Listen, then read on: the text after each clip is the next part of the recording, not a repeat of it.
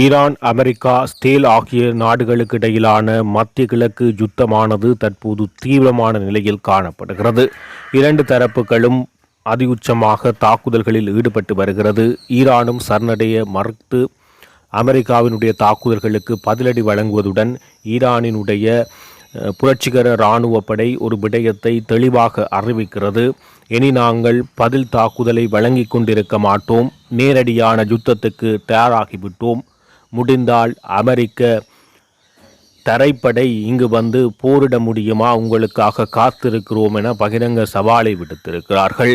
ஆனால் Donald Trump தொடர்ச்சியாக தன்னுடைய தரைப்படையை மற்றும் அமெரிக்க இராணுவத்தை நேரடியாக களமிறக்குவதில் அச்சமடைந்தே காணப்படுகிறார்.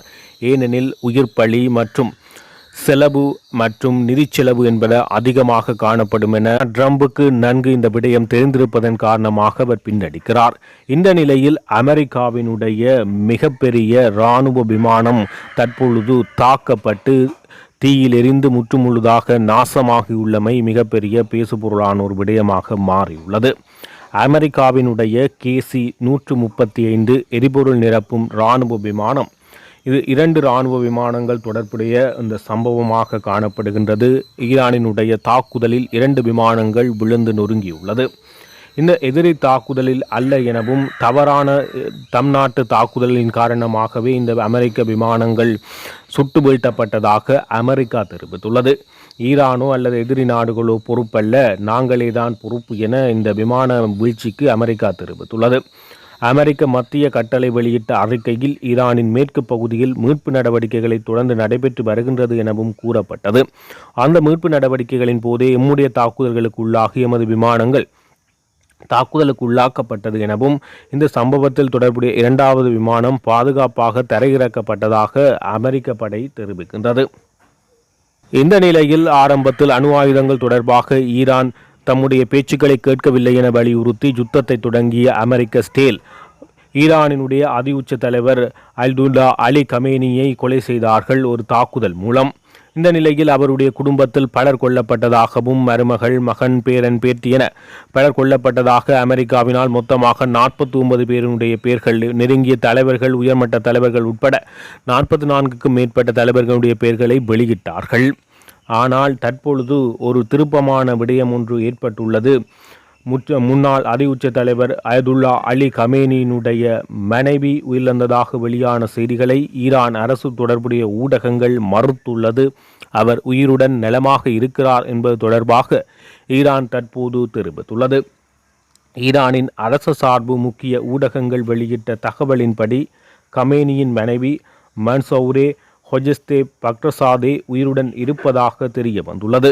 கடந்த பிப்ரவரி 28 அன்று கமேனியின் இல்லத்தை அமெரிக்கா, ஸ்டேல் இணைந்து நடாத்திய வான்வெளி தாக்குதலில் அவர் உயிரிழந்துள்ளதாக அமெரிக்கா மற்றும் ஸ்டேலினுடைய உத்தியோகபூர்வ செய்தித்தளங்கள் அறிவித்த நிலையிலும் ஈரான் மறுப்பு தெரிவித்திருந்தது.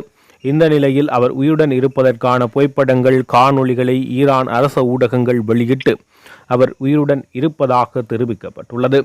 இந்த நிலையில் அவை தவறான தகவல் என்பதும், புரட்சிகர தலைவர் கமேனியின் மனைவி உயிருடன் உள்ளார், அவர் உயிரிழந்ததாக வெளியான ஆரம்ப செய்திகள் தவறானவை என ஈரான் கூறிட்டது. இவர் தற்போதைய உடல்நிலை குறித்து கூடுதல் தகவல்கள் ஈரானும் வெளியிடவில்லை. இதற்கு முன்பு ஈரான் ஊடகங்களில் சிலர் தாக்குதலுக்கு பிறகு அவர் கோமா நிலையில் சென்றுள்ளதாக சில தகவல்கள் வெளியாகியிருந்தது. இந்த நிலையில் அவர் உயிரிழந்ததாகவும் தகவல்கள் வெளியாகியது. தற்பொழுது ஈரான் அவர் உயிரிழக்கவில்லை என தெரிவித்துள்ளது. இந்த நிலையில் யுத்தம் எதற்கு தொடங்கியதோ அணுசக்தி தொடர்பாக தற்போது ஈரானினுடைய ஜனாதிபதி ஒரு அறிவிப்பை வெளியிட்டுள்ளார். இது தற்போது பரபரப்பை ஏற்படுத்தியுள்ளது. ஈரானினுடைய அணுசக்தி விவகாரத்தில் புதிய உச்ச தலைவரின் முடிவு தற்போது பிராந்தியத்தில் பதற்றத்தை ஏற்படுத்தியுள்ளது. அவர் அவ்வாறு என்ன முடிவு எடுத்தார் என பார்க்கின்ற போது, ஈரானினுடைய அணுசக்தி திட்டத்தை நிறுத்தி வைப்பது தொடர்பான நடைமுறையில் உள்ள தாம் பின்பற்றி வந்த அனைத்து சர்வதேச ஒப்பந்தங்களையும் இன்று முதல் ரத்து செய்வதாக ஈரானினுடைய அரசியல் தலைவர் மொஜ்தபா கமேனி, உயர் உச்ச தலைவராக தெரிவு செய்யப்பட்டுள்ள மொஜ்தபா கமேனி இந்த அதிரடி அறிவிப்பை வெளியிடுகிறார். நாங்கள் இனி அணு ஆயுதங்களை வைத்திருப்பது ஈரானின் இறையாண்மை உரிமை எனவும் அது சர்வதேச சமூகத்துடனான பேச்சுவார்த்தைகள் மூலம் தீர்க்கப்பட வேண்டிய விடயம் அல்ல என அவர் தற்போது வலியுறுத்தியுள்ளார். இந்த நிலையில் இந்த கருத்து பல்வேறு நாடுகளுக்கு அச்சத்தை ஏற்படுத்தியுள்ளது. அத்துடன் தற்பொழுது போரில் ஒரு திருப்பத்தை ஏற்படுத்தும் விதமாக இந்த கருத்துக்கள் அமைந்துள்ளது. இந்த கருத்து மூலம் வெளிப்படுவது என்ன என பார்க்கின்ற போது, அணுசக்தி திட்டத்தில் அதன் முந்தைய மென்மையான அணுகுமுறையை ஈரான் கைவிட்டு அணுசக்தி சக்தியாக மாறுவதற்கான இலக்கை நோக்கி ஈரான் தற்போது நேரடியாகவே நகர்ந்து வருவது இந்த கருத்தினூடாக புலப்படுகிறது. இதுவரை மறைமுகமாக செய்யப்பட்ட செயற்பாடுகள் நேரடியாக எந்தவிதமான சர்வதேச ஒப்பந்தங்களுக்கும் தாங்கள் கட்டுப்படாமல் அணுசக்தி தொடர்பான அடுத்த கட்ட நடவடிக்கையை மேற்கொள்வதற்கு ஈரான் முடிவு செய்துள்ளது. போர் நடந்து வருகின்ற இந்த சூழ்நிலையில் இந்த அணுசக்தி முடிவானது பெரிய தாக்கத்தை ஏற்படுத்துவதுடன் மூன்றாம் உலகப் போருக்கான மிகப்பெரிய ஆரம்பமாக மாறுகின்ற ஒரு அச்சநிலை தற்போது ஏற்பட்டுள்ளது. இந்நிலையில் ஈரானினுடைய முக்கியமான அணு விஞ்ஞானிகளை தாங்கள் அழித்து விட்டோம் என இஸ்ரேலினுடைய பிரதமர் நெத்தன்யாகு தெரிவித்தார். அது தொடர்பாக அவர் குறிப்பிடுகின்ற போது, ஈரானினுடைய அணு விஞ்ஞானிகள் பலர் கொல்லப்பட்டுள்ளனர். இந்த நிலையில் ஈரானின் புதிய அதியுச்ச தலைவர் முஸ்தபா கமேனியை கடுமையாக நெத்தன்யாகு விமர்சித்தார். இஸ்லாமிய புரட்சிகர காவல் படையின் கட்டுப்பாட்டில் உள்ள ஒரு பொம்மைதான் முஸ்தபா கமேனி என இஸ்ரேலினுடைய பிரதமர் இது தொடர்பாக குறிப்பிடுகிறார். மேலும் கமேனியின் பொதுமக்கள் முன்னிலையில் கூட வெளிப்பட முடியாத நிலையில் அவர் மறைந்து வாழ்கிறார். ஈரான் மக்களை நோக்கி நேரடியாக உரையாற்றிய நெத்தன்யாகு சுதந்திரத்தின் புதிய பாதைக்கு செல்லும் தருணம் நெருங்கி வருகிறது எனவும் அந்த மாற்றத்துக்கு இஸ்ரேல் உங்களுடன் நிற்பதாக இஸ்ரேலினுடைய பிரதமர் தெரிவித்துள்ளமையும், ஈரானினுடைய முக்கியமான அணு விஞ்ஞானிகள் தங்களுடைய தாக்குதலில் இறந்துள்ளார்கள் எனவும், இந்த அணு மற்றும் குடும்ப ஆட்சியினை நாங்கள் இல்லாமல் ஒழித்து ஈரான் மக்களுக்கு ஒரு ஜனநாயக ஆட்சியை ஏற்படுத்த தாங்கள் வழிவகுப்பதாக இஸ்ரேலும் அமெரிக்காவும் தெரிவிக்கின்றது. ஈரானை பொறுத்தவரை ஒரு இறமையுள்ள நாடு. அந்த இறமையுள்ள நாட்டில் அந்த மக்கள் தாங்கள் விரும்பிய தலைவர்களை தேர்ந்தெடுப்பதற்கும் அவர்களுடைய ஆட்சியில் வாழ்வதற்கும் இவ்வாறு மூன்றாம் தரப்பு நாடுகள் தலையிடுவது என்பது மிகப்பெரிய ஒரு உரிமை மீறல் செயற்பாடாகவே கருதப்பட வேண்டும். இந்த நிலையில் அமெரிக்காவுக்கு சார்பு நாடுகளாக இஸ்ரேல் மற்றும் மத்திய கிழக்கு நாடுகள் சார்பாக செயற்பட்டு வருகின்ற நிலையில் ஈரானுக்கு மறைமுகமாக சீனா, ரஷ்யா பல உதவிகளை செய்து வருவதாக தெரிவிக்கப்பட்டுள்ளது. அத்துடன் ரஷ்யாவினுடைய இராணுவ தளபதி தற்போது அறிவித்த கருத்துக்கள் டொனால்ட் ட்ரம்பை மிகவும் கோபப்படுத்தியது.